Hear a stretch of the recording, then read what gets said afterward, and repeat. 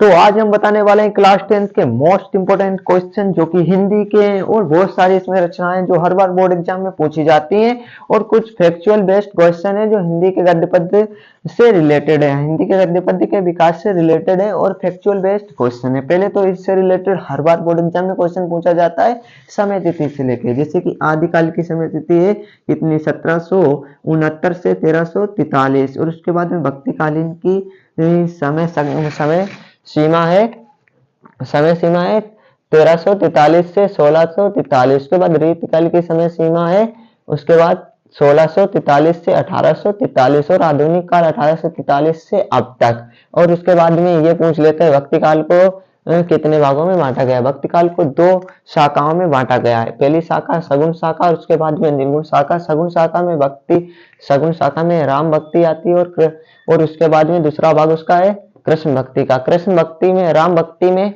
गोस्वामी तुलसीदास प्रमुख कवि हैं और कृष्ण भक्ति में प्रमुख कवि सूरदास जी हैं। उसके बाद में इसकी एक निर्गुण शाखा है जो भक्तिकालीन काल की है। उसके अंदर आता है ज्ञान आश्रय और प्रेम आश्रय और ज्ञान आश्रय। ठीक, प्रेम आश्रय में कौन से कवि हैं प्रमुख? जायसी, इनकी प्रमुख रचना है पद्मावत। और उसके बाद में ज्ञान आश्रय में कबीरदास हैं, मतलब प्रमुख कवि हैं और उसकी कबीरदास जी की रचनाएं हैं साकी शबद रमैनी जो कि बीजक नामक ग्रंथ में संकलित हैं।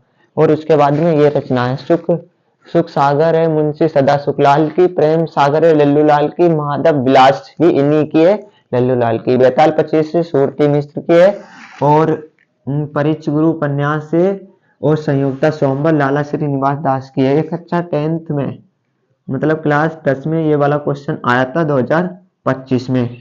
संयुक्ता स्वयंवर की बार पूछ सकता है जबकि ये उपन्यास है।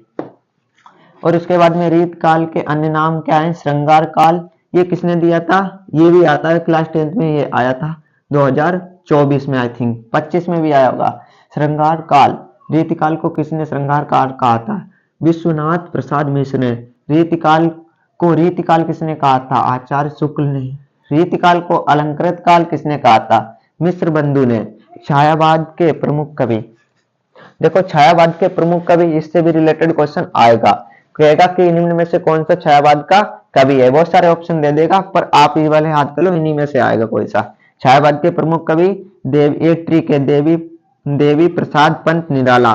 देखो जयशंकर प्रसाद हैं छायावाद के कवि, सूर्यकांत त्रिपाठी निराला हैं छायावाद के कवि और सुमित्रा नंदन पंत हैं छायावाद के कवि और महादेवी वर्मा छायावाद के कवि। और पूछ देगा इस तरीके से, चार ऑप्शन दे देगा रचनाओं के, उनमें से पूछेगा आपसे कि निम्न में से कौन सी रचना छायावाद की है।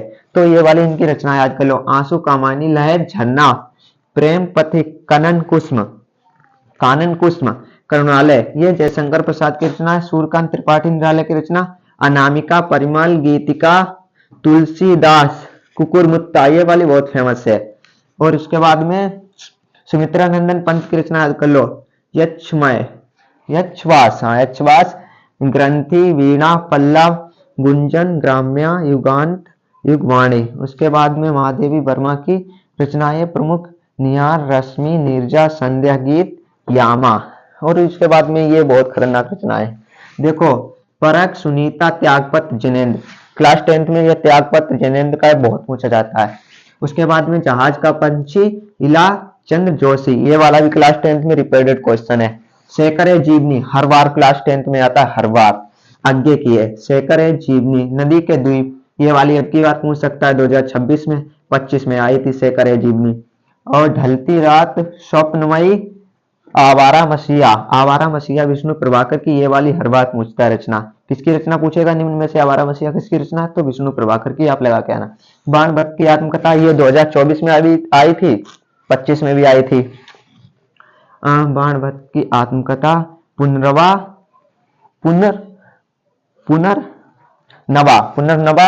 आचार्य हजारी प्रसाद द्विवेदी।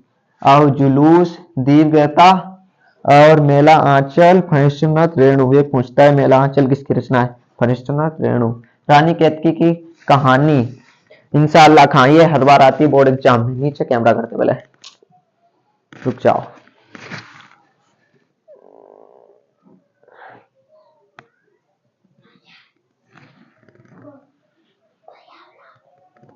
अब भैया कहते हो भैया पहले वीडियो बना ले, हटो। अब याद कर दियो। उसके बाद में देखो रानी केतकी की कहानी इंशाअल्लाह खां। इंशाअल्लाह खां ये आई थी क्लास 10th में, हर बार आती है और अब की 26 में भी आएगी। उसके बाद में इधर गोरा बादल की कथा जटमल की है, चंद छंद बंधन की महिमा कवि गंग की है, भाषा योग वशिष्ठ राम प्रसाद निरंजनी, पद्म पुराण दौलताराम की है, सत्यार्थ प्रकाश स्वामी दयानंद सरस्वती की है। तो आपको ये वीडियो कैसा लगा कमेंट में जरूर बता के जाना, और जानने से पहले वीडियो को लाइक, चैनल को सब्सक्राइब कर देना ऐसे ट्रेंडिंग और बहुत ही इंपॉर्टेंट टॉपिक के लिए। तब तक के लिए बाय। कमेंट में बता के जाना कैसा लगा, और सब्सक्राइब कर लो और एक दो लोगों के पास शेयर भी कर दो।